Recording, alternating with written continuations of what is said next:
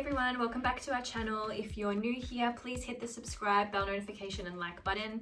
In today's video, we're going to be talking about scalp health, which is such an interesting topic. So I think it's easy to overlook our cells and follicles when it comes to hair and scalp health. So we're here to help you get things working well again. When it comes to scalp health, we need to go deeper than just shampoo because shampoo could be contributing to the problem. So what is scalp buildup? Scalp buildup can be a number of things, such as like leftover product buildup, sebum buildup, just like natural oils, accumulation of skin cells and sweat. And if left untreated, scalp buildup can actually cause a bit of hair loss and hair shedding because the hair follicles and cells aren't being looked after, they're getting blocked and clogged, so things like, your hair are just going to shed and not function properly. Here are some images of a healthy scalp and an unhealthy scalp.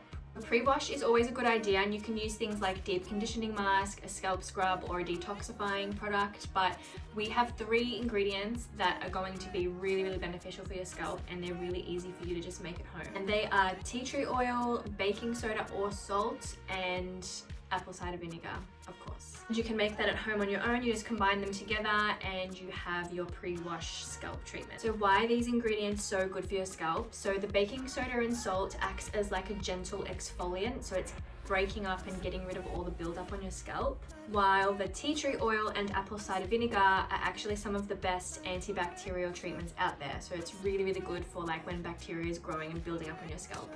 Gets rid of that. So once you're in the shower, it's business as usual. With the shampoo though, we recommend swapping out your normal shampoo for like a clarifying shampoo.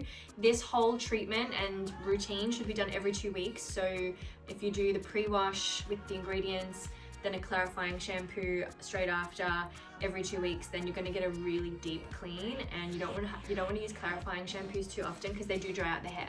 So we also have some tips for the rinsing part as well. Now you can actually use apple cider vinegar again because apple cider vinegar adds shine, it closes the cuticles down and helps with frizz. So a really great rinse product. You just use that in some water. Then you can also get a little bit more fancy and boil some rosemary in some water and let it steep for 15 to 30 minutes and let it cool, and you can rinse your hair with that as well, and that's really nourishing.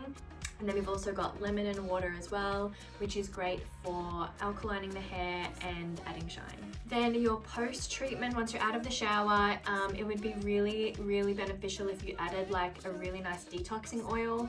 And because you've just really cleansed your scalp and detoxed everything's nice and open and fresh, so the oils will seep in really nicely if you do this. So using oils like tea tree, peppermint and chamomile are really beneficial here. So I hope you liked this video.